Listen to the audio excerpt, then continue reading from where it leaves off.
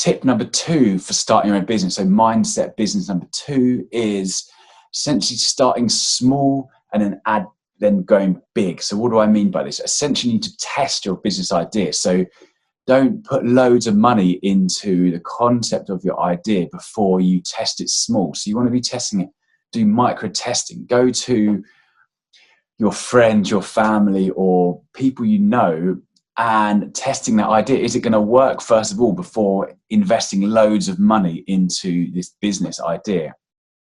So this was a big mindset change for me. And yes, essentially testing small.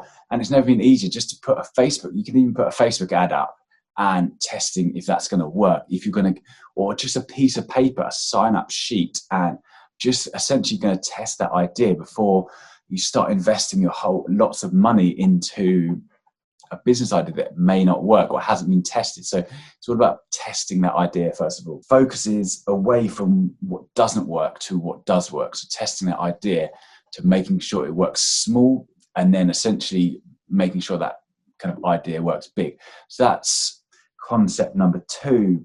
So essentially, yeah. And once you've got that business idea working small, then you can test and refine it and improve it and build that idea up yourself to actual concept of a business that's going to generate profits, which is the whole point of a business. So a business is